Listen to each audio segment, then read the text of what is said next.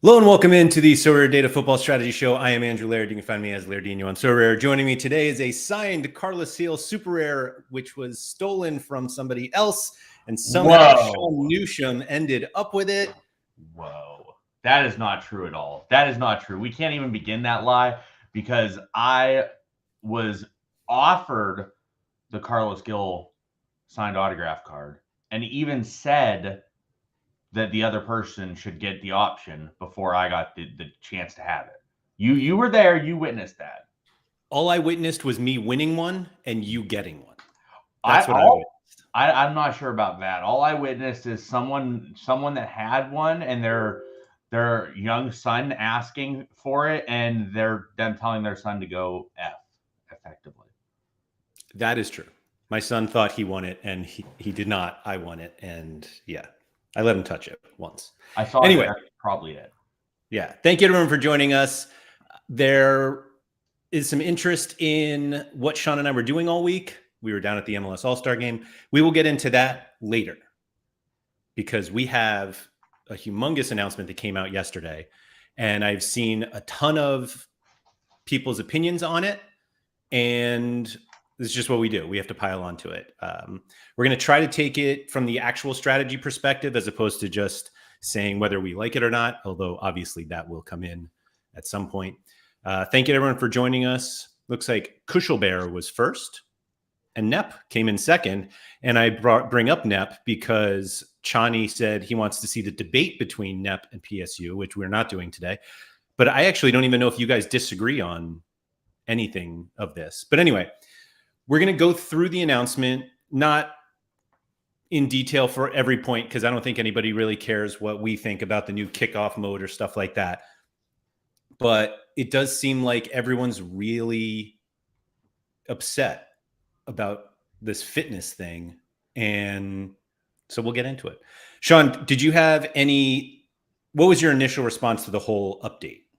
My initial response to the whole update was that it was just a lot of I was surprised people were as upset about things as they were, which we'll talk about. We'll talk about when we get to that part of the announcement. Overall, I thought most of the announcement was like pretty good, or just like, I don't know, I'll use this example. Like, it was just like a big pile of nothing, but like, it was like, that was good, right? Like, we'll talk about that as we go. I think the way we're going to do things is we're going to just go through the update and talk about each part. Obviously, we'll spend more time on the fitness part because that's what has most people up in arms one way or the other. So we'll spend more time talking about that than other things. But yeah, we'll go through everything, talk about the strategical parts of these things, talk about our overall thoughts on them as well. Yeah, I'll say that I have like a fairly standard process that I go through with like bigger announcements from Sorare, where my initial response or thought gets completely changed because of what like one or two people say. Like, I always feel like I have an immediate response and I'm like, that's what I think. And then somebody makes a point and I was like, oh, I didn't even think of that. And then I end up feeling completely different. And I had that with this as well, specifically with the fitness. And I don't know, we'll get into it.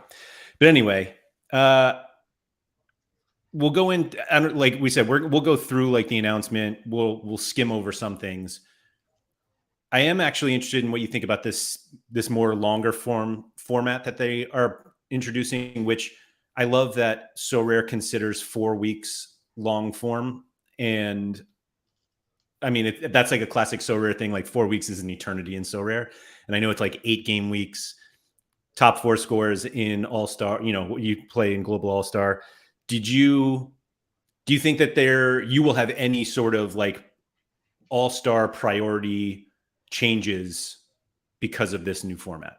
So yeah, first off with it, I feel like I'm gonna bring this up to begin with. I feel like sometimes Sorare just like forgets things or doesn't acknowledge things, and I think that's due to a lack of knowledge, I guess, on how the stuff is actually played because they're not allowed to play, the employees.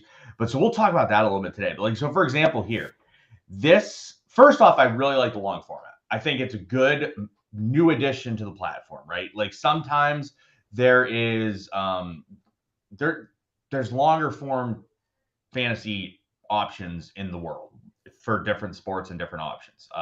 FPL being one of them. You have the weekly, then you have the yearly, you have monthly. I think, I don't know. I haven't played FPL in years, but it's cool that we now have a little bit more of a longer range thing. Something like this definitely benefits someone like me because I can focus on it. I can decide like I want to prioritize this. But the question I have for you is this all-star competitions? Or is it just like all-star rare? Because it's not really alluded to other than it says like global all-star competitions. But so like, is this going to be a global all-star unique is going to have this 8-week leaderboard type of situation? Is it just going to be all-star rare? And that's what I don't know out of it.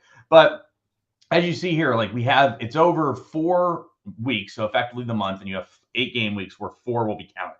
The people that really get a strategical advantage in this will be guys that have like big midweek teams. Yeah. So if you have like a really strong midweek team, that gives you another chance to put up a score that a lot of other people don't have. Whereas like a lot of people are going to have to rely on their weekend scores. And if you have one bad one, it's not going to work out for you.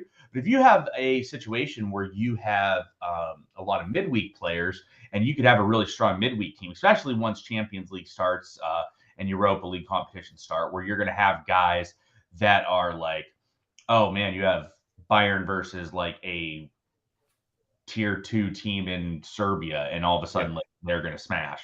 And it gives you a spot where you're just going to put up a massive score and other people maybe can't do that. So it gives you a bunch of spots. So I like it. I think it's a cool aspect to add.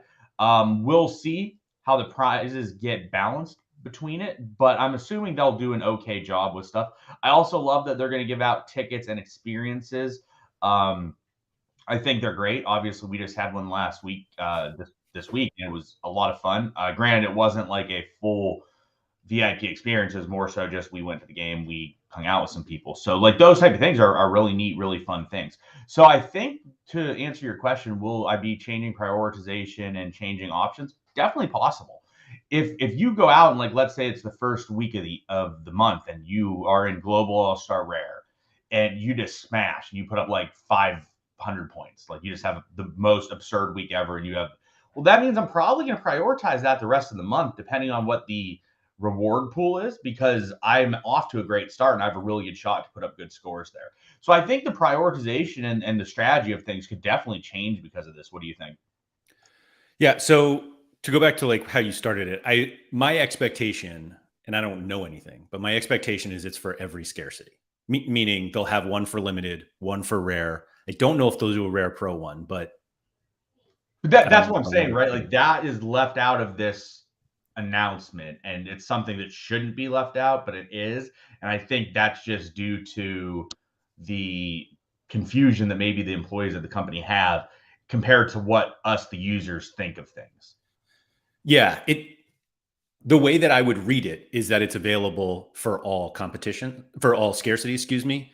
But I only say that because they don't specify one. Like I don't see how they would do this in just rare. Like that makes no sense to me. And so like if you're going to do just one, you do limited so that most people can play. Yeah. So I do expect that it'll be most. And I guess the reason why it doesn't change really anything for me is that I tend to prioritize All-Star over everything else anyway right now. Like once they added ETH to All-Star, like I think I pretty much All-Star Rare Pro is like my first one, and All-Star Rare ends up being my second, at least for rares.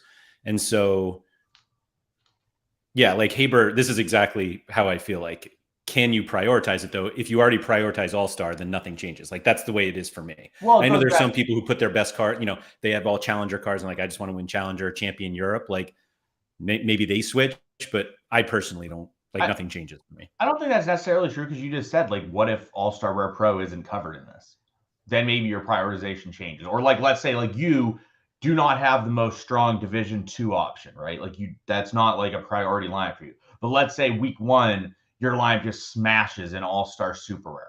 Maybe the prize pool is good enough. You're like, man, I really need to prioritize this the rest of the month because I could win something really high end if I do so. So like I do think that there could be changes to your strategy depending on how things go. It's hard to know because we don't know exactly what it's going to look like. So Chris just said that they told us the rewards are going to come from the existing prize pool. We know that, but we don't know like is there going to be like 10 stars for the top of the leaderboard, or are they just going to give out like T4s and 5s? So it's just difficult for us to really have a full-blown opinion on it until we see what sort of prizes are going to be distributed to that. Sort of what I think is going to happen. This is my best guess, and I'm not sure on this yet, so take it for what it's worth.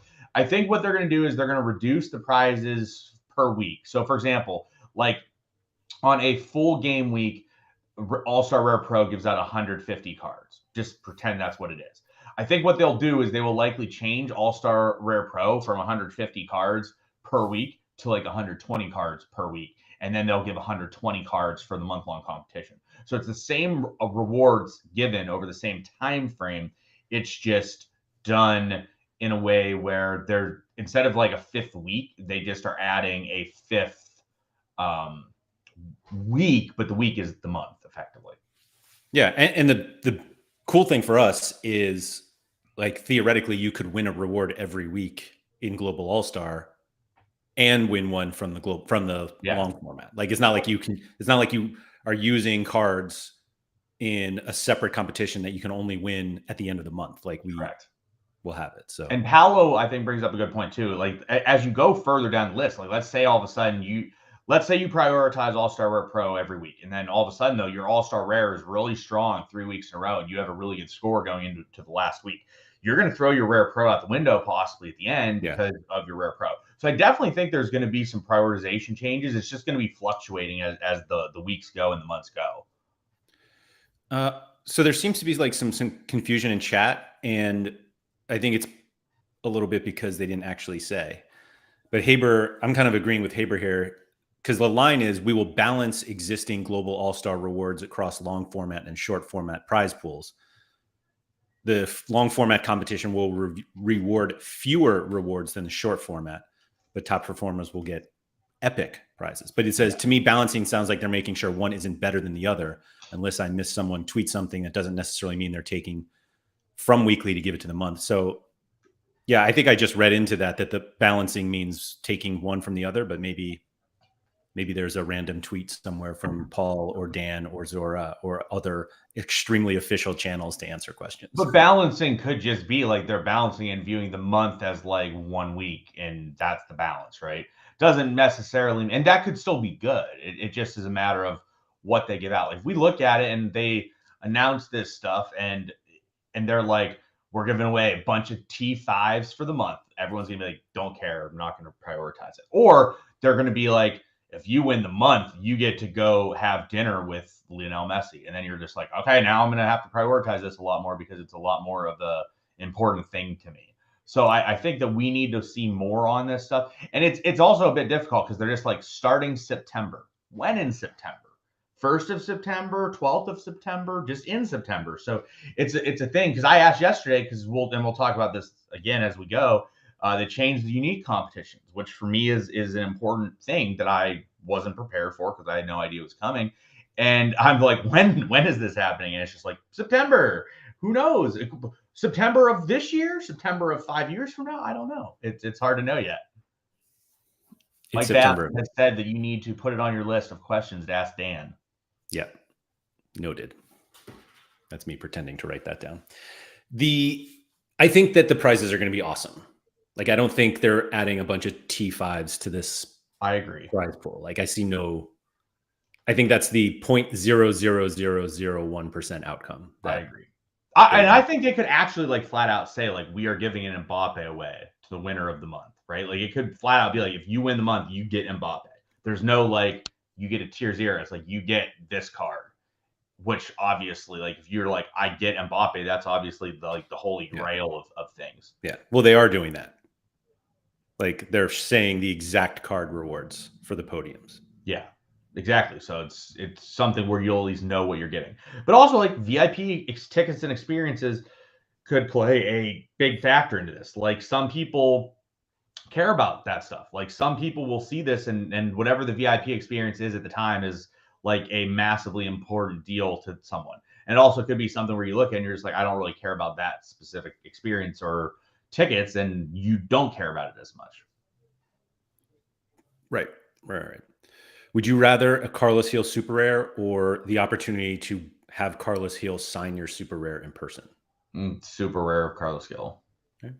That's fair. I mean, as much as we joke about like my love for Carlos Gil and my love in general for stuff, I don't really care about famous people per se. Like, I treat anyone as like a normal human, and that's just sort of how I do it. Like, I've been around people that are famous for different things, and it's just like, okay, hey Bob, what's up?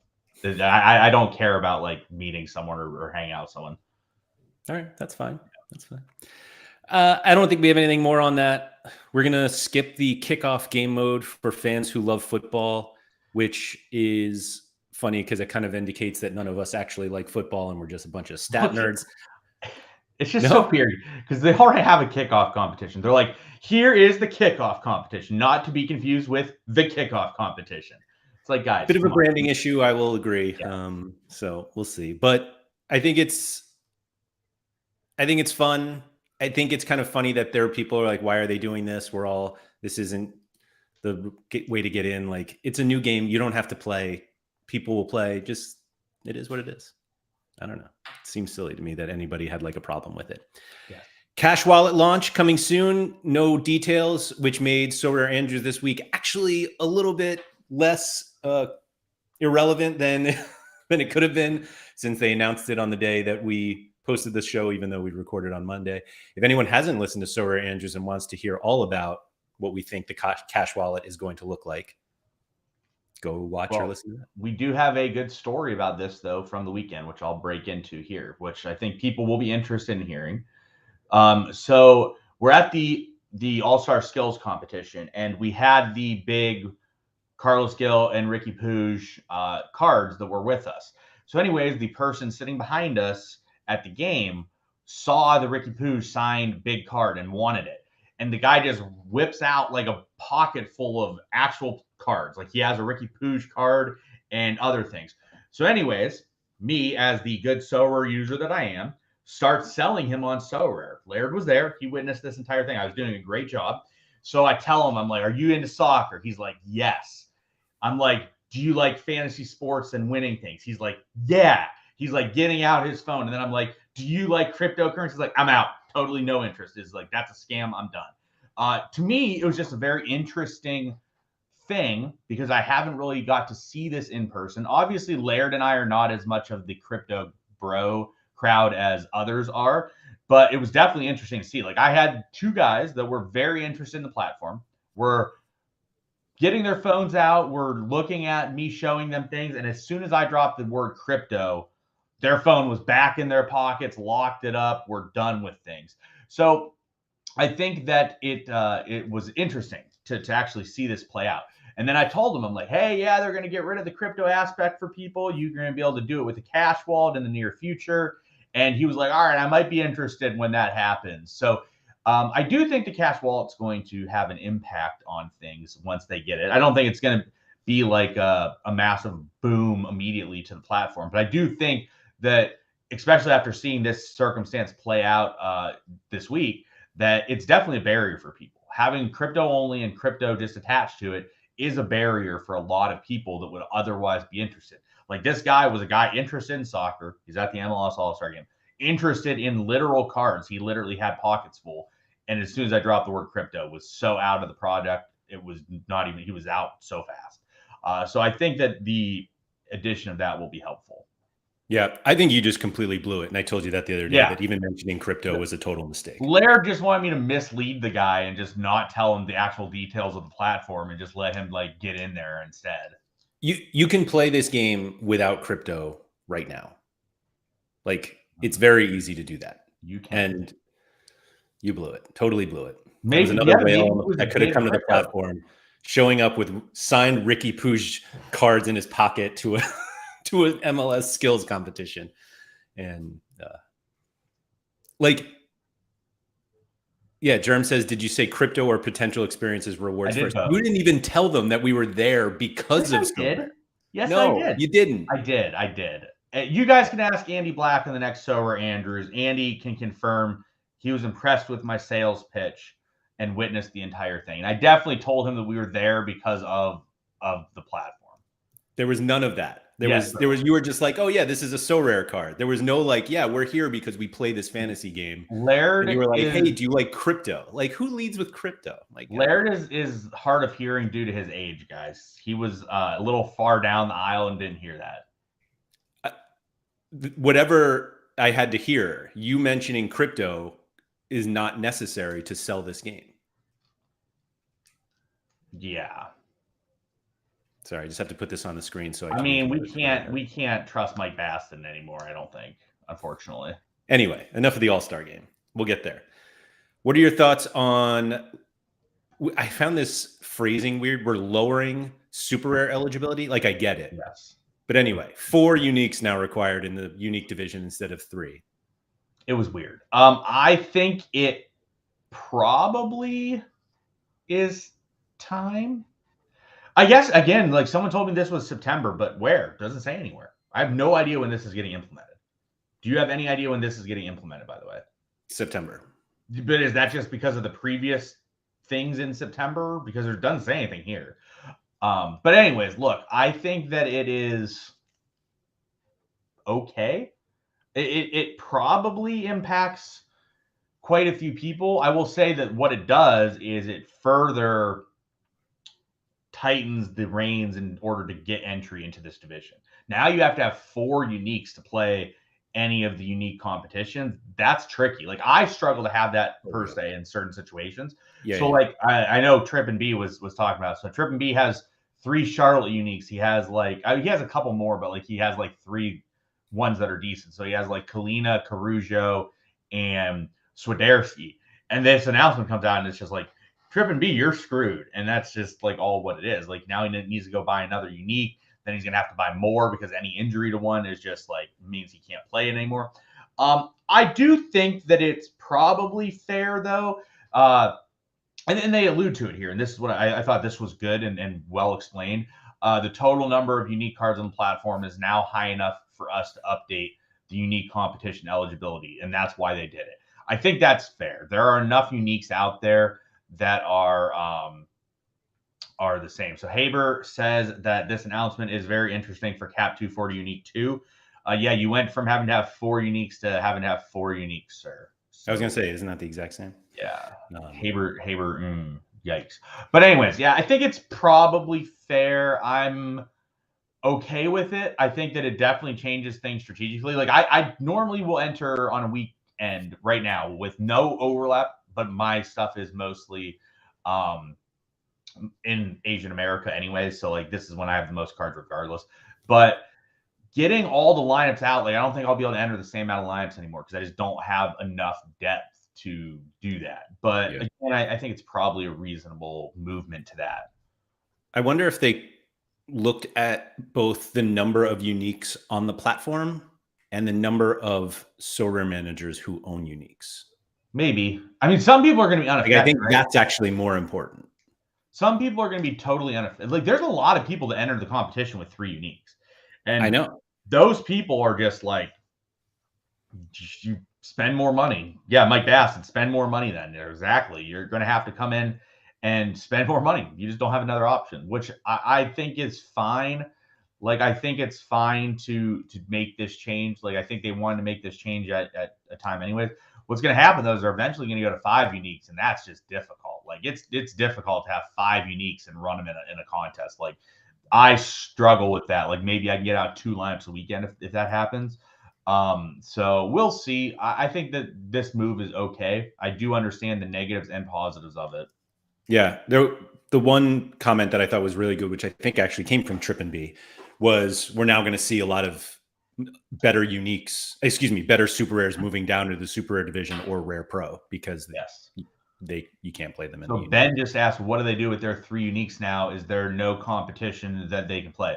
They can play a competition. They can play the unique kickoff, assuming they only have like 3. But I think the idea is like Sorare thinks the unique kickoff competition is like a path to get you into the unique divisions. It's not. It's a path for you to just get a trash bag unique that is not usable. It's the same thing that they consider progression as card ownership instead of like actual competing in competitions. Yeah, like you just get a trash bag that plays like once a month, and that's what you get. And you just aren't going to do much, but you'll be able to use them in D2. But obviously, like, a lot of people want to be playing D1. Like that's their intention for having these uniques, because the having the super rare can pay off enough that you don't necessarily need the unique on a lot of cards. So, it's interesting. And then so next thing down is there's no changes to the scoring matrix for this season. I think that's good. My personal opinion is the matrix should realistically not change again unless it's minimal changes. I think the matrix is really good where it is.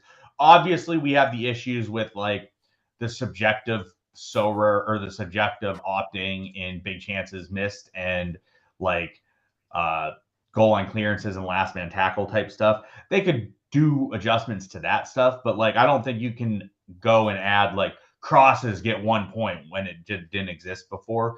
But overall, like, look, the matrix is really good. Like I have very, very few complaints on the matrix right now. Like there's a few minimal ones. Like I think you could make some small tweaks, but like any tweaks they make at this time shouldn't really impact the game much more. Do you agree with that? I think the only changes that they should make revolve around the stats that are already in the game. Like there's no reason to like you said, crosses, like we don't need more stats.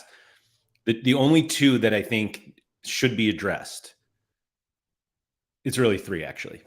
So I've always been against certain positions getting points for stats and others not getting them. So like how forwards can get double doubles, but they don't get any points for the underlying stats that create a double double, like tackles 1. Like you don't get points for a forward getting a tackle 1. So I feel like they should do it. The people who have mentioned there's like a bunch of goalie things, but I think goalies should be eligible for double double. Like there should be a double double, triple double, triple situation with goalies, whether it's like saves and clearances or block, whatever it is. I think they need to have something like that. And then I think they need to fix the penalty conceded, penalty drawn situation if a goal is not scored. Like it just needs to be, it's inconsistent and it drives me nuts.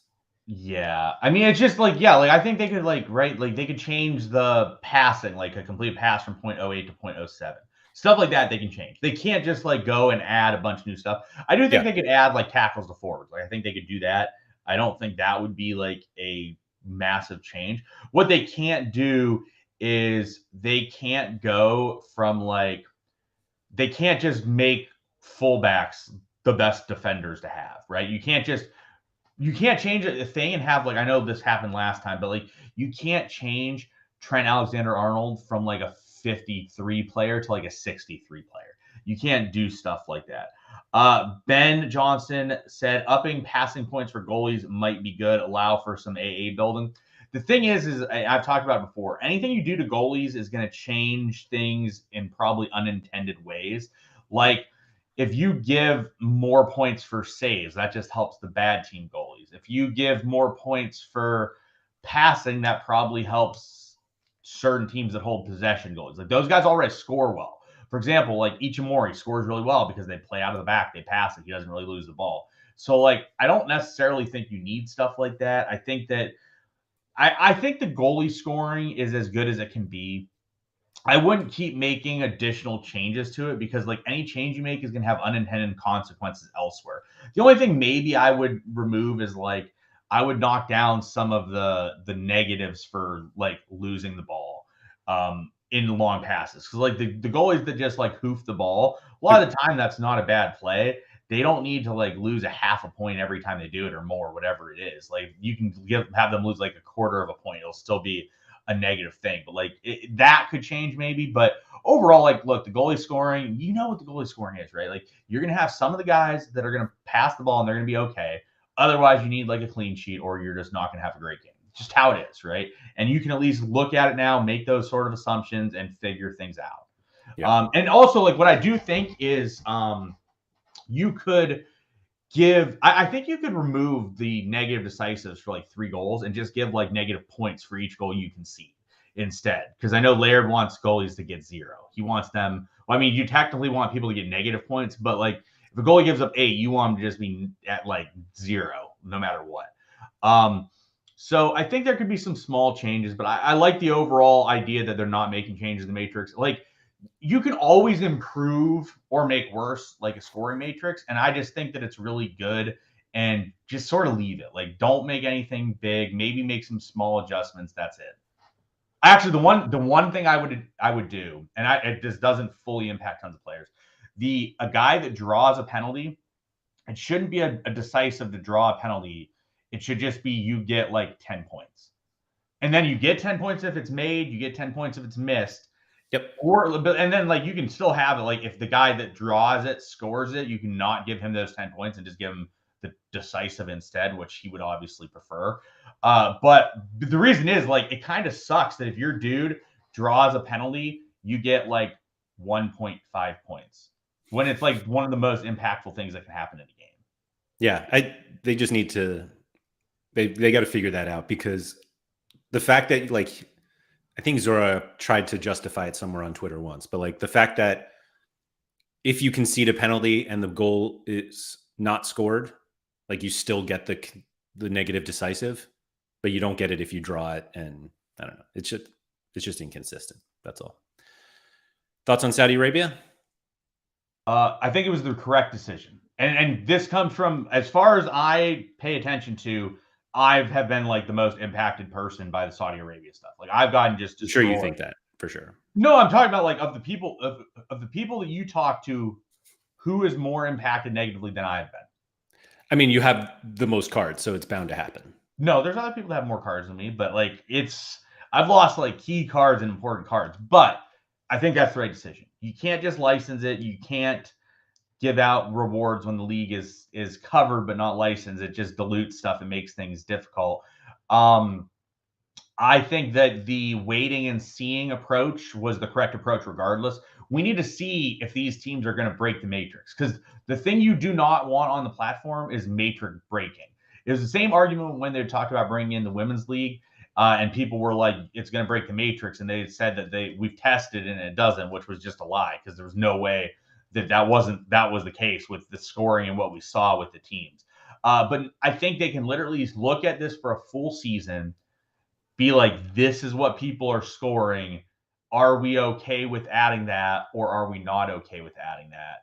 And then make a decision from there. So I think this was the correct response. I think it was approached correctly and explained correctly. The question I have for you is, again, this comes from I think they just don't know how to explain things based on what the user wants. Are they not going to cover Russia anymore in the future because they are they still covered because they're licensed, even though they don't give out their cards anymore? Yeah, I would guess that it falls exactly in the same thing as the Chinese Super League, that there was coverage before this announcement. And same, but the issue is like, why didn't they say that? And I think the reason they probably didn't say that is that they just didn't think about it, which is, I'm guessing technically they're all still licensed and they just can't actually pay the Russian clubs for the well, I think that, yeah, they were like licensed partners. They still were at some point last year. I'm not sure if they were anything differently. Yeah, I think it's, yeah, that's fine. I do think that we kind of miss what you were saying, like wait a year or wait a season and see like if they break the game. So the consideration is like, even if we go through the season, we're like, okay, they don't break the game. You now have to consider like, do we want to add thousands of more cards to the platform? Because they have to license. Like my guess is they don't only license one club in order to cover everything. At a minimum, they cover they license the 4 that are spending all the money to get all the players that everybody's whining about. Correct. And so it's like, do you want to add all of those cards to your platform? I think so it's not as simple as just scoring them. Correct. But at least at that time, they have the information of, does it break the matrix? And if the answer is no, they can look at it more from okay, do we want to do this perspective? If the answer is yes, and we just see like Benzema averages 98 points a game, then you can just be like, no, we just can't add this. If we add it, it's just going to ruin the platform. So I think at least at that point, they will have a lot more information, and we will then have a better idea of like what to do is how they can look at it. So I think this was the proper explanation and breakdown from them. Yeah, I think it's actually really interesting in terms of what actually breaks the game. Like if there are two players, like let's say Benzema and Jota become 90 average players, but everyone else is kind of whatever. Does that break the game? Yeah, if you get a couple guys that just come in there and just average like 90s a game, it would impact things. Because like I'm a not lot saying of it would impact it, but like how many? yes, it would break the Because game. you're looking at and Benzema and Jota, just using them as an example. Like there are a lot of cards. Theoretically, there are a lot of those cards on the platform.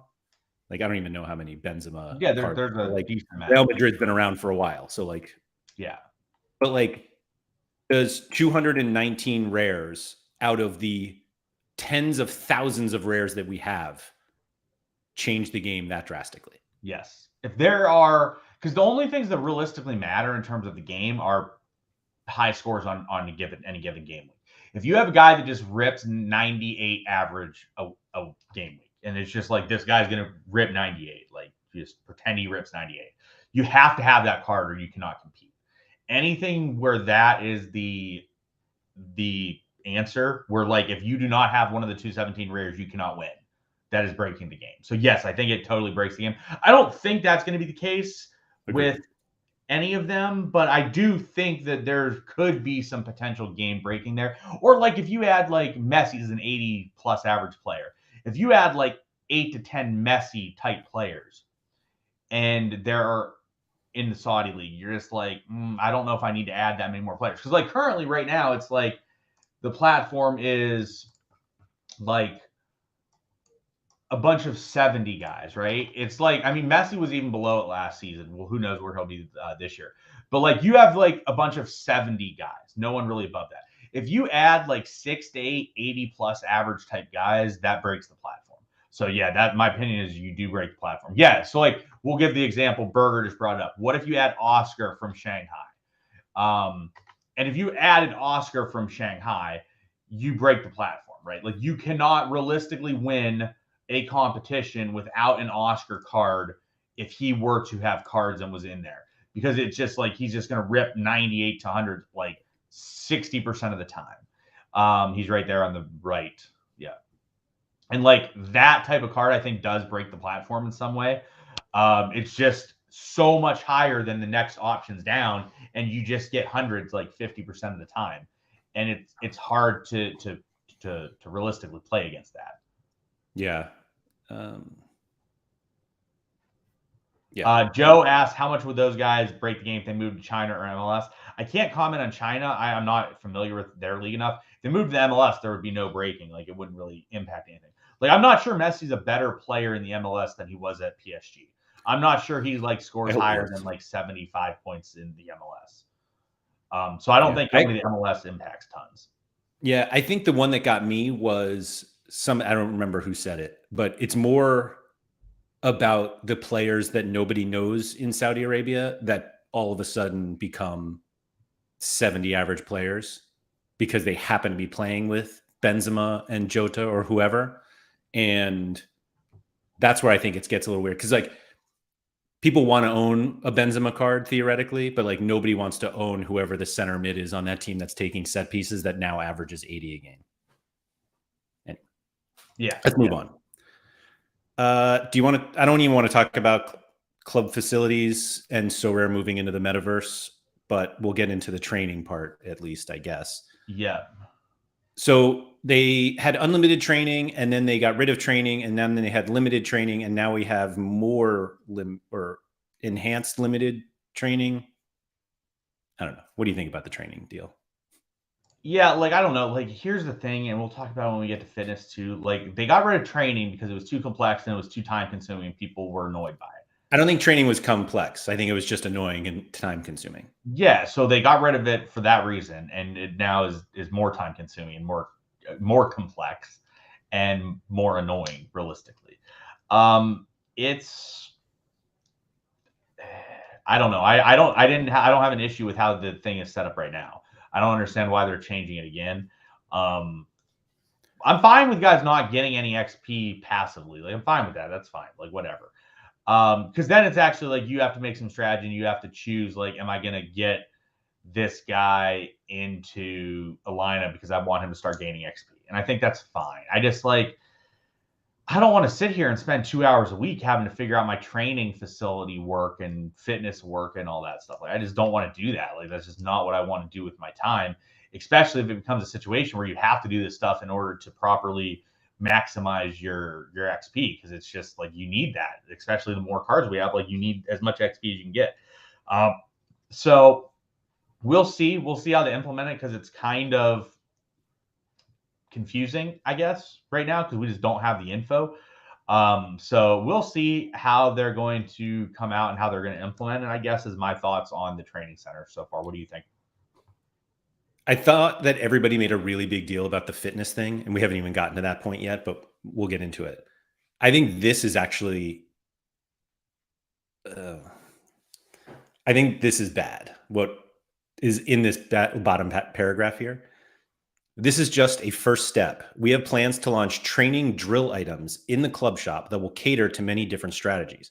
For example, if you play U23 competitions exclusively, shout out Harry Trades, you may want to claim a temporary U23 training drill that boosts a player's XP a little more quickly. This is becoming less fun for me. Yes. It's becoming less fun and more involved for me, that I just am like, I don't want to waste my time on this stuff.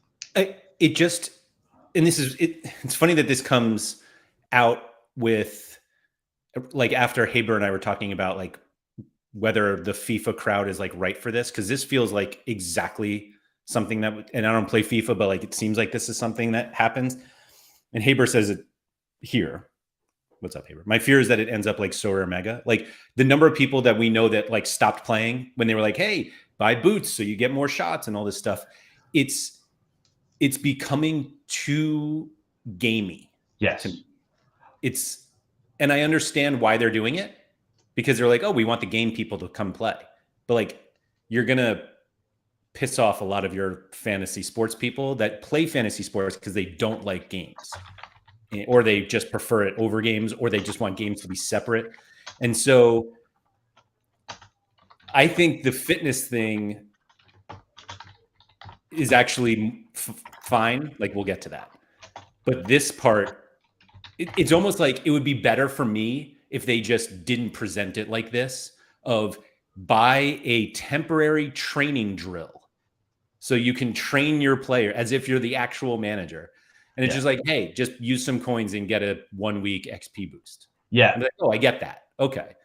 But like having to like go into my training facility and figure out a new drill for my U23 players to use this week, this is becoming less fun. And I realize that I am old, and maybe that's the reason, but it seems like there are people younger than me who think this is dumb.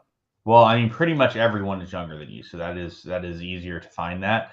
But we can, like, I mean, I'm not going to say any names, but we saw two people who I have never really seen negatively react to stuff be like up in arms and like want to sell their gallery. One of which people I have made fun of frequently for being lazy and not wanting stuff. But anyways, he was like, this sucks.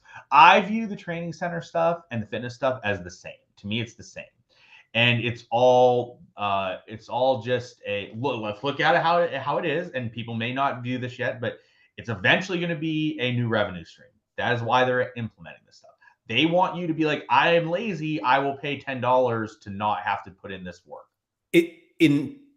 Not in their defense, but they're very open about that, though. Yes. There's no like hiding this. Like, they are very clear. Like, this is a new way for us to make money. So I will give them credit for that, because there are a lot of things that happen on this platform where we're like, they just need us to buy more cards. Yes. And they'll never say that, but now they are very clear that like you can pay to get better at this game, and it's just not, and it has nothing to do with the cards that you buy.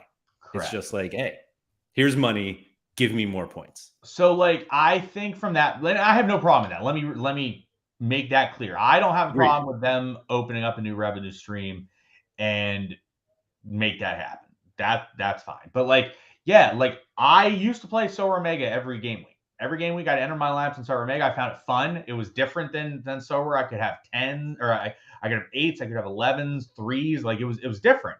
And it was cool to like be able to use my cards in that way.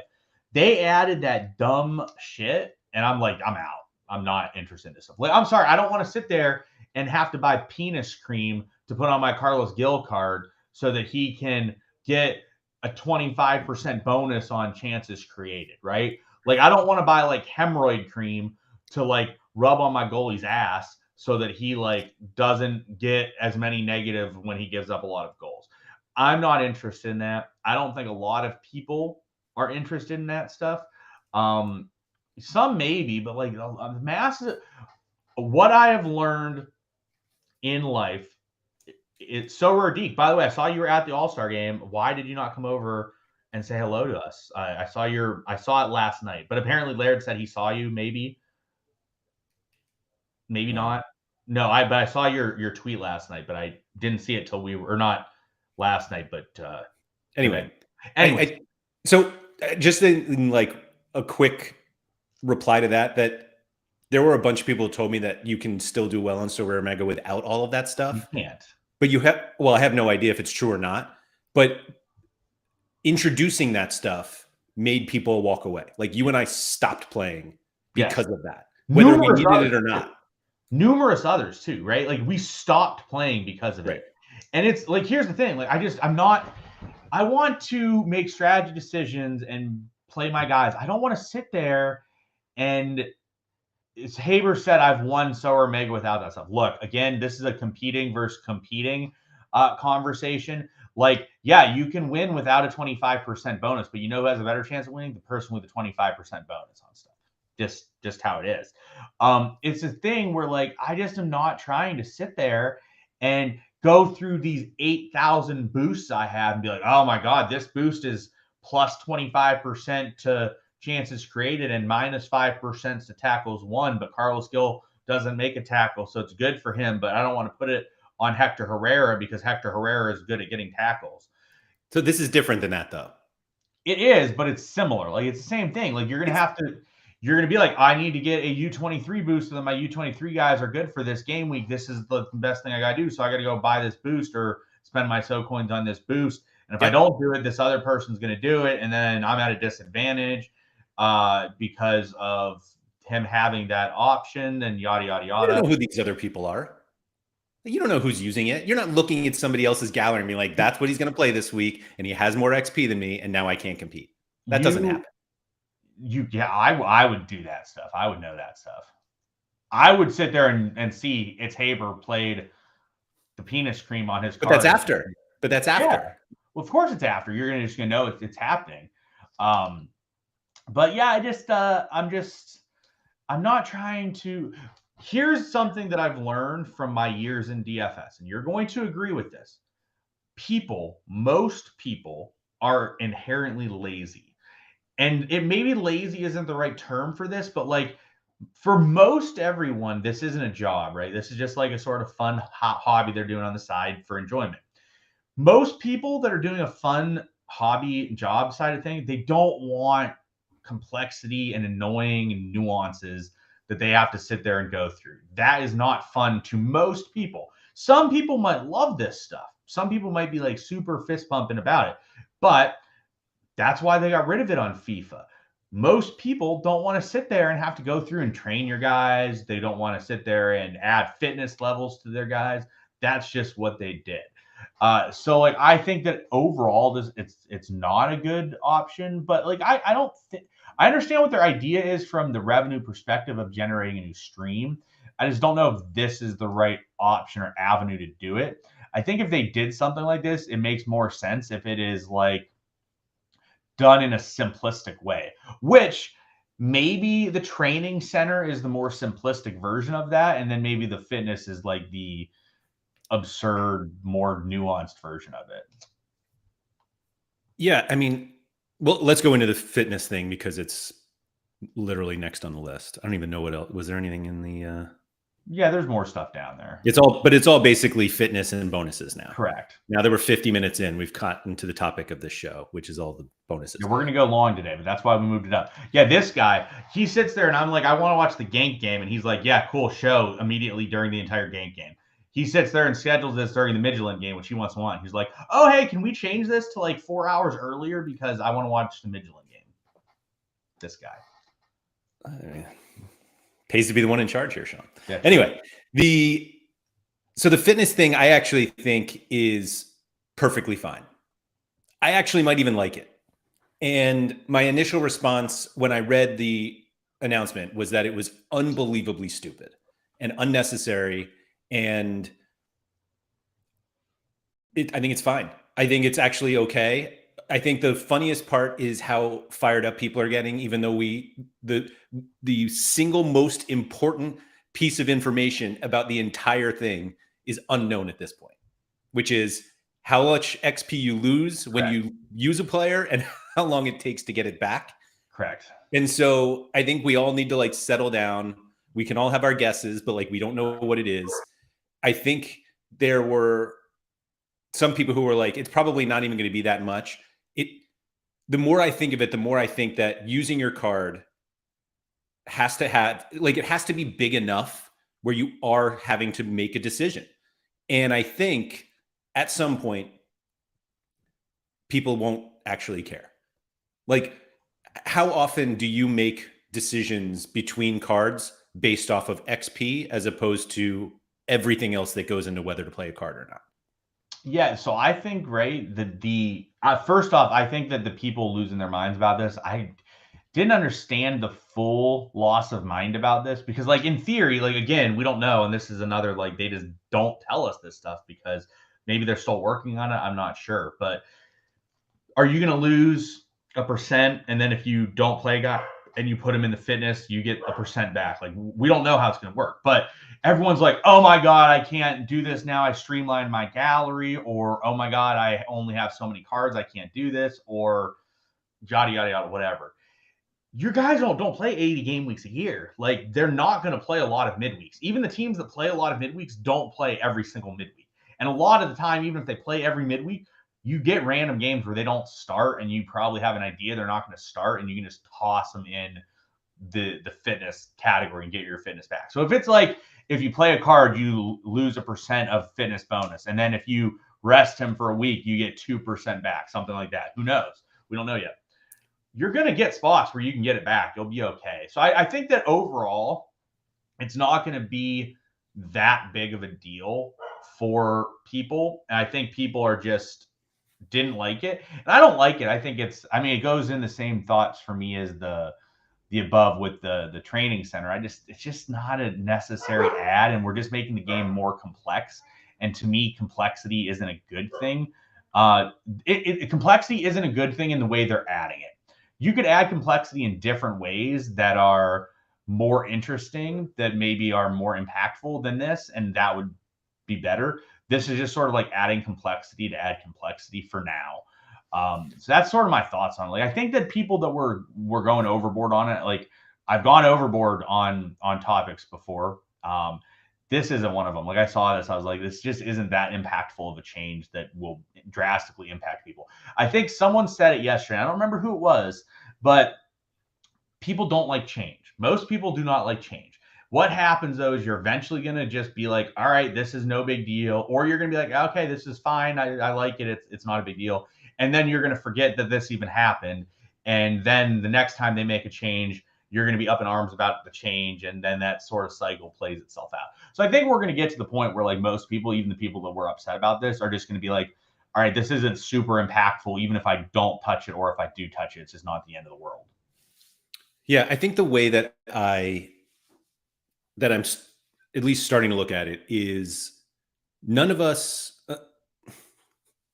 Net might be the only one who looks at the XP breakdown of all of his cards and figures out where they come from and ways where he can get more XP. Because all we do right now is like, all right, yeah, I'll just play my cards, or I put them in the academy and I'll get double XP, or collection bonus and I'll get more XP. But like, ultimately, when you go to put your lineup in, you just see what the percentage is and you're like, cool, that's what I'm doing. Like very, very, very few people are making lineup decisions based on the XP of each card. Like meaning that they are playing a worse card than another one just because the XP is higher. And what we're going to see now is the exact same thing, except there's going to be potentially up to 4 different bonuses, like percentages breakdowns. You'll see the total, and then so you'll hover over, and so it'll be like, here's your XP, here's your fitness percentage, here's your collection bonus. If you have a new season card, that's what it is. And like, that's it. And then I'm assuming there's going to be something like, would you like to boost the XP? And the answer is, if yes, like, all right, now you go over to the, what the hell was this thing called? Do a training drill and you'll get more XP on this card. And you'll be like, all right, cool. I'll just, yeah, let me buy that. And now my card is set. Yeah. The biggest issue I have with it, and I've seen somebody mentioned it, that they actually find this to be a positive. And I, from a very different angle, but the reason why all of the bonuses are a negative to me, not a negative, but the reason I push back on them is it moves the game further away from the players on the pitch determining who wins these contests. Yeah. And that if I have a player who outscored someone else, like they did more in real life than someone else, but that someone else had 12% on their 50 points, and I had 8% on my 51 points, and now I lose, even though like my player did more. That's the problem I have. And I don't know how, like, there's no going back. Yeah. Like we have all these bonuses. They're not going to be like, you know what, we're just going to go raw scores now. Yeah. Like we have all these bonuses, and it just becomes less fantasy sports and more game, more like fantasy game. And we just have to suck it up, unfortunately. But like that's always been my issue with XP and collection, and just like you're making cards that are worse, better for reasons that have nothing to do with what actually happens. Yeah, I agree with that. I mean, here's the thing too, like we've added so much complexity. Like I'm going to go through it just so we can go over how much complexity we've added. And Chani brought this up. I saw Chani write this like a month ago somewhere. He said the reason he really likes Sober is he could take 2 minutes and explain it to one of his friends if they asked about it and be done. And like he could explain it well. Now you have to explain so many different facets. Like here's where we're at now, right? Like, I'm just gonna go over this and we can talk about how ridiculous it is. Then I want to start going through some chat comments and questions. We now have the season XP. We now have the overall XP. We now have the training center that can give you additional XP or make your cards better. We now have the fitness bonus. We now have the fitness bonus where you have to adjust people in and out based on whether or not they're tired. We now have the collection bonus. There's just so much stuff. Like you have to have all this stuff, and you have to figure it out, because if you're not like focusing on it, you can't do things as well as other people. So I think it's a bit difficult. So going through some comments, Joe Ducey said, until we know more, it's impossible to say, but my best player getting worse because I want to line them up seems counterintuitive. I agree with that. Like it's kind of weird that it's like, oh, here's a punishment for playing your guy. But I understand it, because there's no like buy-ins. There's no like you have to spend this to get these players in. They have to sort of do things this way. A couple people have said that it's punishing players from using cards, and that it like punishes European players. Again, guys, your players have like 90 game weeks where they play and they have games possibly. There's not 90 games your player plays in 90 game weeks. You are going to be able to find places to use this resting fitness thing to play. Also, I saw Rui Pereira said we must have 2 Kimmicks so one can play and the other can rest. No, if you have 2 Kimmicks, you're going to play both Kimmicks. Like even if you have 0% bonus on one of the Kimmicks, you're still going to play it, because it's still a better card than other cards you have.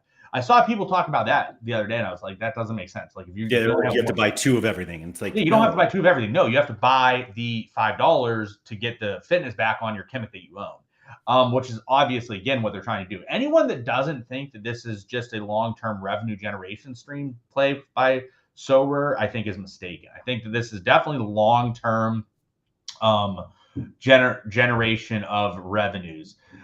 So I think that Ollie says that he does not like the removal of the season bonus from players who move to an unlicensed league. I absolutely disagree with that. I understand where he's coming from because he bought a bunch of Swiss players because he knew that they would have like a just jolted up, boosted XP. So I understand why he's upset, but 100% that's the right play. The way that they are now doing the XP removal at the start, the first week of the next season, to me is 100% how it should have always been done. It was a no-brainer for me for years because now the earlier in the season you buy a card, the more benefit you have because you get it more game weeks than people that buy it later in the season. So it actually gives you an advantage to buying it earlier in the year. So I'm happy about that. I do understand the negative that it impacted on you. And again, this is what they get because like this should have been announced like 2 months ago so that you knew that, so that you didn't go out there and buy those Swiss guys because you wanted to have that XP bonus to start the season. So this was a situation where I totally understand where you're coming from and you're upset on that. But I do think it's the right long-term option. I think it makes the most sense. What do you think about that? What do you think about the removal of the XP and how they're handling the XP now with new season cards? I think it's right. It does like make us realize that you don't get a full year of a season bonus because like the cards don't come out on the first week. And so they've actually kind of reduced the new season bonus utility, I guess. I still really like Nep's plan, like idea of just every card gets 365 days. I agree with that too. That would have been okay. I think that is by far the best idea. Yeah, I would have been totally fine with that as an option as well. That one makes a lot of sense to me as well. Yeah. I think for all of the bonuses, that one seems the most unnecessary. Like the 5% new season. Like that's the one that was like they do that so that you buy cards. Yes. Like it's not like it's as simple as that. Yeah. But I mean, I think ending it when the new season starts at least gives us the knowledge that that's when it ends. Correct. Because like we just never knew. And that not knowing was the super frustrating part. And to be honest, I'm still okay with it this way. I like that idea of 365. I think that makes a load of sense too. I would have been totally fine with that. I also think that the way they're doing it now is also fine because it does incentivize you to buy an earlier version, right? If you buy the one of whatever, you guaranteed get more of that usage with that XP than anyone else that buys it that season, which I think is valid. I think either of those answers is totally okay. Yeah. There's one question from Little Lettuce. Should I quit my 9 to 18-hour job to scout, put my players on the physio center and training center in order to get my teams ready for the next game week? The answer is yes. Yes. The answer not financial advice, but yes. Yes. Chani said, it's not the fitness bonus in itself that bothers me. It's the path we are seemingly going towards now with these new bonuses, new packs to boost scores, training boosts, and all of it. I get it. It's just gone from like spend more to get better cards to just like spend more to make your cards better. But fundamentally, it's always about spending more. I don't know. Sorare just is going after my strategy of spend more money. Like they just are firing up. See, guys, everyone. I've seen a lot more people agreeing with my strategy to spend more money is the proper strat, and it just like Sorare agrees. They're like spend more money is correct. You guys, here's how we're gonna make you do it. So where Joel was saying, whenever I'm 50-50 between players, I go for the higher XP card. Like that I get. Yes, but it's actually like I'm looking at situations now where you're actually choosing a worse card to play just because the XP is higher. Yeah. And that's, I don't like that. Yeah, I agree. But Deke says it right, though. At the end of the day, no matter what Sorare does, I'll continue to play. I would say that is mostly true there. If they got to like this Sorare Mega game, I'm probably out. I would probably sell my gallery in that situation, which I would hate because I love Sorare and I love playing, and I would not want to leave. But if they got fully to the Sorare Mega side of things, I would probably have to be out. Yeah. Jack Charlesworth, I have more fitness and several deadbeat cards from the same club, so now suddenly my card score is higher than yours. Like that's ultimately the bummer is if we have the same card. And so it's like, how do you get that card to be better? Like, how do I get I'm trying to think of a card that we both have. How do I get my Carlos Heel rare to be better than yours? And it's like, you just spend more. And by spending more, I have to buy like some deadbeat Revolution guys from a few years ago, and I have to get his fitness up and do some all-star training drills. I don't know. Hoodwink was saying cap 270 is going to be wild. 50% captain bonus, 10% fitness, 5% season, 5% collection, and up to 10% card on XP, up to 80% bonus on one player. So it is, I will say that the constant change of rules like this, and not to say like everyone does this, but we all kind of have an idea of like, if I score a certain number of points, I should be close to a reward or close to a podium. Like we're going to see absurd scores now, and it doesn't like our thresholds, not to be confused with the E threshold, but like our thresholds of thinking of like how many points does this card need to score? There's so much more on top of it now that you're just like, oh yeah, what if my player scores 85? And it's like, well, it's 85, but you also have 39% XP today. And it's like, all right, now I have to figure that out. And we're just, again, it goes back to, we're moving away from stat accumulation to percentage accumulation. Anyway. Yeah, I agree with that. Owen said it's less traditional fantasy sports and going more gamified, which I think is, yeah. Yeah, and I hate it. Which Mike said, yeah, that's exactly what I didn't sign up to play that. Correct. Let's see. Sorry, I'm starting to go through the. David Alves points out the biggest problem with all of this is that Midtjylland could play 16 game weeks in a row, but a bunch of them are before September, which I assume this is when this starts. I actually don't think we've even yet.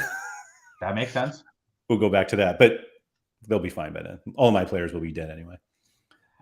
Jonathan just says he has a big problem with stability of Sorare. I like to have a plan and know the rules, that they can't keep changing the rules of the game and everything. I agree with that. Like we just talked about previously, we have people that bought Swiss League cards because they had an XP bonus that was not going to go away because they're not licensed anymore. And now you just got that yanked from under you. Like he literally made plans to buy these cards for that reason, and it's just gone. And I agree with that. I think that that is the case. And I think that is a very valid option. Yeah, I mean, there's always an issue with that with them. Like it's never far enough ahead of time, and even if they told us a year ahead of time, we would complain. It's not enough. Not complain, but that's how we would feel. Yeah.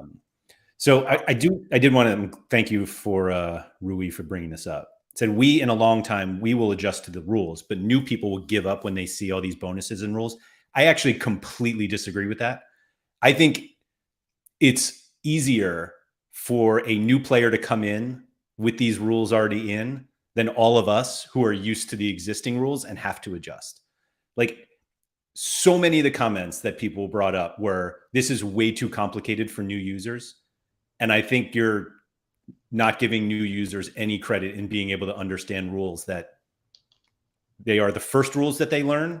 And they're just like, yeah, so you buy these cards, they have these XP, it has these bonus percentages. Here are the 3 ways you can get the bonus. Yeah.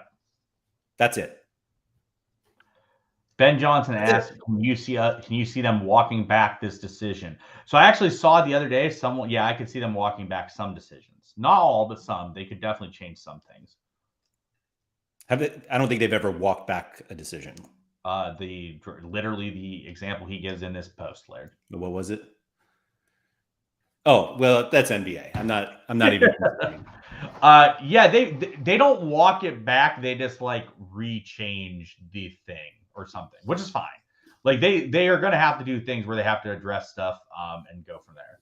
I think the only thing that they would potentially change is like how quickly you lose the fitness bonus percentage and get it back. Like, do you think it'll be 1-to-1? Meaning like you lose the same amount as you gain when you don't play? No idea. Like it could just be like you lose guys and then the week you rest them, they get all the way back up to 100%. We just don't know. Right. So basically there are 3 options. If let's say, you play your card on a weekend and they're at 10% and in the midweek it's 9.5%. everything in my head is by 0.5% because that's how like the XP boost works. So I think, but again, I'm just guessing. So you get 9.5, but then if you don't play them in the midweek, then they're 10% again on the weekend, right? So it's like it's equal. Yes. The other option is it's 10% on the weekend, 9% for the midweek, 9.5% for the weekend. So you actually only gain half back when you don't use them. Well, you could get more too, though. You could like lose. So that's the third option, right?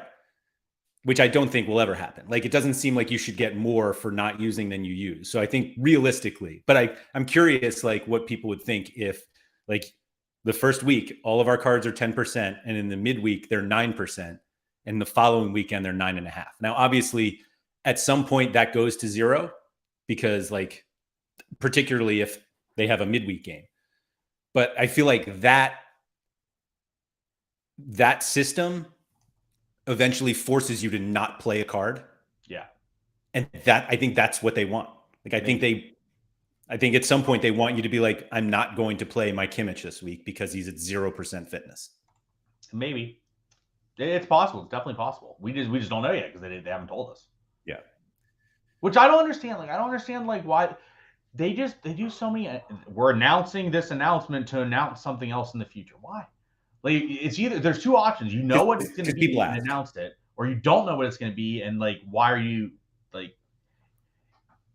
So we were literally just complaining that they don't give us enough time to get these things like to organize ourselves based on these announcements, and now we're saying that they're giving us too much information. No, I'm saying you can't. I'm saying give us the info properly. Like they should tell us the full story and give us months to prepare. Not, hey guys, this is going to happen in September, but you still can't prepare for it because we have no idea what we're actually doing with it. We have no idea what this is going to be, and they're going to implement it in September. So like, it doesn't matter that they told us they're doing this. We still have no idea how it's going to work.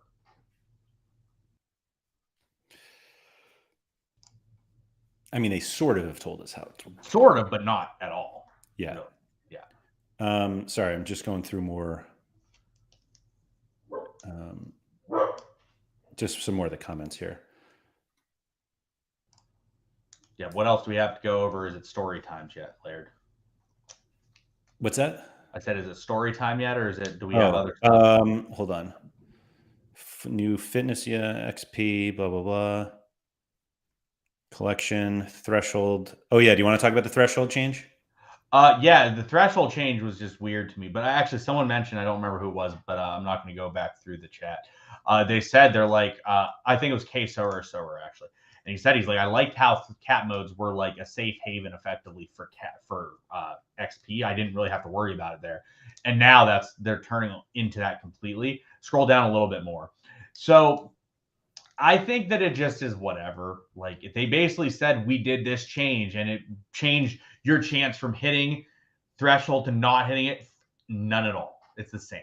So it's just like, I'm like, whatever. I'm like, it is like the more stuff you get, the easier it's going to be to have. If you don't have some of this other stuff, it's going to be harder to get. So I don't think there's tons of an impact on it. Other than, I guess I will say that the one impact it does have is like if you play a better, more marquee card here, and you can captain them now and get more out of it than you would have previously.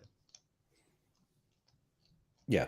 No, I think I've seen enough people's tweets and math that it should benefit us. I think Zora tweeted that if people are basically not hitting the threshold enough, they'll change it, and which is what they did. I mean, that's what they've always said. So, Looking for Food just asked, is anyone's strategy actually changing after all this info? The answer is we'll let you know when we get the full amount of info because we don't have it yet. We just have partial info that we can't really fully adjust to yet. So the answer to your question is maybe in the future. We'll let you know. Yeah. And then, Dan is going to join me and Maxime on Tuesday for all of our questions about what's going on. Tuesday is in tomorrow, Tuesday? Today's Friday. So, sorry. No. I feel like it was the weekend because we're gone. Yeah. You've been calling Tuesday and Wednesday the weekend all week. Yep. So, yeah. But yeah, Tuesday, I believe it's 8 a.m.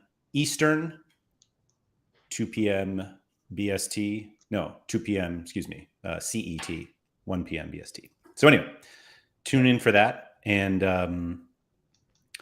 Yeah, I don't. Unless anybody in the chat wants us to talk about anything other than what or anything else in this announcement, happy to. But Sean is adamant about talking about our time in Washington D.C. for the All-Star game, where he stole the Carlos Hill card, and we can talk about it. Yeah, guys. I mean, Haber's giving me shit for this. This dude went on vacation, had no idea the Saudi League was even happening, so I don't want to hear it from him. But yeah, no, we had a good time. It was nice to meet some people. It was nice to get to actually get to know some people a little bit. We had a good time. Got to let the fans know that we did get to witness. We taught Larry some valuable lessons on this trip. Like Larry got some valuable life lessons. First life lesson he got to learn the joys of selling a Korean League Super Rare goalie. We got to explain to him how exciting that process is, and he loved it. So I will give the background on this. Sean won some K-League goalkeeper Super Rare last weekend. He opened the reward. Did you open it in DC? Whatever it is. Yes. Doesn't even matter. He sold it and could not stop talking about how happy he was that he sold it. Yes. And Tuesday night, we are literally going to sleep. And my son looks over at me and he's like, Dad, Sean was really excited about that Goalie goalie. And I was like, yeah, he was. And it must have come up 10 more times. And every time my son just starts laughing because he'd never seen anyone so happy about something. And it was about selling a super rare K-League goalie. Yeah. See, it's the little things in life that we were able to help teach Larry. Also, guys, Larry got to witness his dad say the F word for the first time in his life. Not because I said it at all this weekend, because I definitely didn't utilize that word at all. But Laird said the F word in front of Larry, and it was a good learning experience for him that his dad can have some fun as well. Half of that is true, what you said. The half where I didn't say any F words at all. Right. That part is definitely true. But yeah, Larry was laughing. Which means me saying it in front of him was not true. So you got to. No, you that all of it was true. It was all true. I don't. It was not. It was not all true. I taught Larry about not getting fat and out of shape because you're eventually going to get old and you're going to just have pain. And Larry just says, Dad, that sounds like you when you get out of the gym. I'm like, yep, that's valid. That's valid. But did Larry have a good time on the trip? He had an absolute blast. It was an awesome trip. Thank you to Sorare for making that happen and for the Carlos Hill signed cards that we both have now. Yeah. That one of us won. And guys, I'm not kidding either. When like Laird won the card, his son was like, can I have it? And he is like, absolutely not. That is not entirely what happened. But I did say no. So Sorare had a contest during the game or before the game where you had to pick the first goal scorer of the All-Star game. And the tiebreaker was the minute of the goal. And I chose Gabriel Jesus in like the 8th minute, and he scored in like the 6th. Like nobody was remotely close. My son chose. What do you mean it's not true? It's Gusto had the 12th minute. Oh, you're right. You're right. And somebody else had the 18th, but I was much closer anyway. My son chose Trossard, who scored the 2nd goal. And I think he got like almost the exact minute. He was like, so he was like, so what do I get? And I was like, yeah, nothing. Because it was the first goal scorer. And he's like, yeah, but I got Trossard and Trossard scored. And I was like, that wasn't the contest. The contest was first goal scorer, and I won. And he was like, oh, all right. And he was like, so can I have the card? And I was like, no, I won the card. And then I decided to compromise with him that he can think that this card is his, but like that's where it's going. So whatever it is. Yeah. So K Sower asked me if I sold Kim Dong-hyun. Yes, I did. And I was quite happy about it. I had to check to make sure I did not screw up and send the guy ETH to take the card instead multiple times. That's why I was very happy about it. You got to teach your kids some real world experiences when they're out in the real world. Yeah, it's a valuable lesson. I taught him great lessons on how to utilize the F word properly, how to trade and sell K-League goaltenders. And we taught him that Carlos Gil is the best player in the world. He kept saying some guy named Messi, but I had to explain to him that's Argentinian Gil in our land. And then Laird taught him that, like, if you want something, your dad's not going to give it to you. No, if you want something, you have to go out and earn it. Yeah. And he unfortunately didn't earn it. Yeah. He learned how to earn something from his father. He's like, I earned it. How to win in the future. I earned it. You, on the other hand, you just taught him how to scam your way into getting something that isn't yours. Both options work, right? But no, man just had Laird giving the life is not fair, big dog eats little dog lessons. Yeah, I mean, yeah. It was another story from the weekend. So we were looking for food options on Saturday. My wife chuckled about this one as well, by the way. And the options where we were at were not great, right? They're not great. And so the options were basically like there was a place across like 10 feet away that was like a American bistro with like burgers, steaks. It was more like upscale, I would say. And then the other option was pizza that we had Friday. So anyways, everybody went to the pizza place except me. I went and sat by myself and got a steak. My wife's like, you went by yourself to eat the steak, didn't you? I'm like, I sure did. And I taught Larry that doing things by yourself is also okay. Well, everyone else. The pizza was actually really good because we had the pizza on Tuesday. So I have to think of the days now strongly. But we had the pizza on Tuesday and it was really good. So I totally understand the idea to go back and get that again. He also learned from Andy Black, like, don't walk 18 miles a day when you're in Washington, D.C. With your wife and kids. His poor wife was just like, I felt bad for her after he made her walk up and down the stairs like another time at the game. She's just coming up. She's just so exhausted. She's like pooped. And Andy Black's just sitting there with his beer, just chilling. He's like, I'm good. I definitely didn't do that. If you guys, so I saw some tweets that were concerned that I was outside. Don't worry. On Wednesday, I made sure that I went and sat in air conditioning for like 4 hours when they all went and sat outside by myself. True story. Yeah, I was totally content doing it. I'm just sitting there. I just had a lovely meal by myself in very lovely air condition as they were all sweating. And then we went back outside for the game and I was just dripping. I sweat a lot.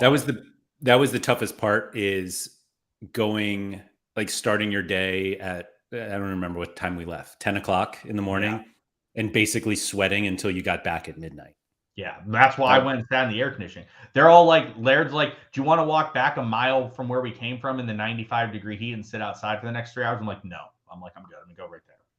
And I walked my 10 feet and sat myself down in the air conditioning. And I'm just like, I told the guy, the waiter's like, are you ready for the food? I'm like, no, just save it for like an hour. We'll put it in later. I'm just going to sit here in the air conditioning for a bit. Yeah, it's a good move. All right. Actually, Steven just asked a good question. He said, when you guys are talking about announcements, how would you do it? The market will react instantly, whether it takes effect from tomorrow or January. So it's a great question. If I was doing the announcements and doing the planning from the Sorare team perspective, I would wait until I have the finalized version of what I want to do, and I would announce it with the intentions of releasing it in X amount of months, with the idea also that, like, the start of the European season is always going to be like the main linchpin decision point time, where if like stuff's happening in the matrix or major changer it will be for then. But what I would do is I would have the full plan in place and then announce it. So like if I was announcing this, I would have announced this in, like, let's say the week after the season ended. So I would have announced it like in June, like June 10th ish. And I would have said, hey guys, we're going to be implementing this, this, and this. This is how it's going to function. We will be implementing it September 10th, the first week of the regulars, which actually that's also weird. I just realized most European seasons start in August and they're not releasing this until September. So it's weird because they're just doing it later. But I would be like, we are going to introduce this August I think things are turning towards the Premier League being like the main cog of everything. So I would be like, we are going to implement this week 1 of the Premier League season, which is August 11th. So effectively by doing that, you're giving everyone the full knowledge for 2 months. This is going to change then. Or you can do it earlier. You can say in like May or June, hey, this is what we're doing. This is how it's going to function. This is the date we're going to do it. And it is August 11th because that is the Premier League start of the season. That's how I would do it. How would you do it, Laird? Are they actually asking like, how would we announce it, or how are we reacting? How would we react? So like, he's asking how we would do the announcements. Yeah, I mean, I think the second part is actually really important. It says like the market will react instantly, whether it takes effect from tomorrow or January. Like if they announced today that starting September 1st, 2025, players named Joshua don't score points anymore. Kimmick's price tanks, even though it's 2 years away. Yes. And so I get that, I don't think they announce things far enough in advance yet, even though it's like we're still, what is it? 45 days until September. And we're assuming September 1st is when things in September go live. But like, I think there is a little bit of because they don't play the game, they don't realize how far ahead people think, even though we're so short-sighted anyway. Like buying a Swiss stack in May, knowing that they'll get an extra bonus in September. But I mean, I don't think there's a right answer. 2 months, 3 months, whatever it is. Like, I think the announcements of announcements confuse people, and partial announcements like we got do the same. And so it's kind of like, but I think what they did is better than saying, here are all the details and it starts tomorrow. Yeah, but like, here's a question for you. Do you think they actually know the finalized details on the fitness program?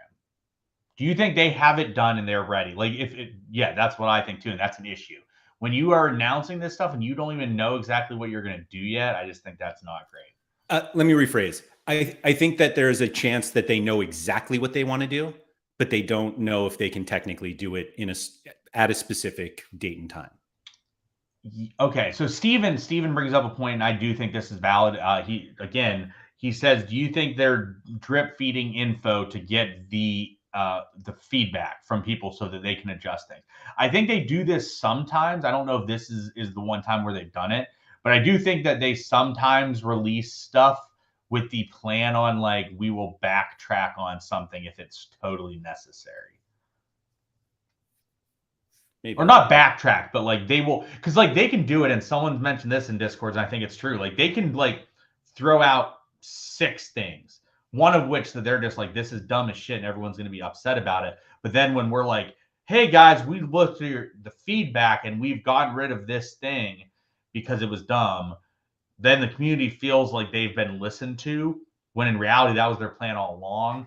It's definitely possible. I don't know. I'm not in the meetings, but it's I think that's a huge reason to do like a undetailed announcement, like, hey, we're going to have fitness bonuses. And then we can all argue about what we think is the best one. And if their idea is the idea where everyone is like, as long as it's not this, and they see that and they're like, oh, all right, maybe we shouldn't do that. But I think there is something to getting like unofficial feedback based on those that make sense. Joe said, I'm guessing they know new cards in the top 5 are coming in September, which is why they're basically having all of the supply then, which makes sense. I mean, I think they're usually September anyway, so that could be the reason, but I don't know. I don't know. I think it's fine. Yeah. Hoodwink said, safe to say Discord was fun for us coaches yesterday. I can't imagine that Discord is ever fun, but that wouldn't be good. I didn't go in there because I swear every time they do announcements, like one of the seldom times I leave the house, It's like yesterday, they announced it, like literally announced it. I woke up at 9 a.m. and I think they announced it like right then. And I'm like, I got to get on the road for like a 6-hour drive. This is so annoying that I have to read this stuff and figure it out so that I think it's the same. Like it was better for me that I had to until today to speak about it because I completely changed my mind. Mm-hmm. I changed my mind from the beginning because at first I thought it was super, super dumb. And I then moved towards like, it's not that big of a deal. Just either way. Now. Yeah, which is fine. I mean, that's sort of where my viewpoint's at on things. Yeah. No, I think it's, Nanza said the roadmap feels like a GPS of an Uber driver. It kind of does. It's just all over the place. That's such a great line. And that's a good one. I like that. We'll end on that. Thank you to everybody for joining us. Hopefully this cleared everything up, which obviously it did not. And I don't imagine anybody's opinions really changed, but we're here. We're all in it together. We'll figure it out. It'll be fine. There'll be tons of SorareData tools to help you get through it. So don't worry about any of that. We got you covered.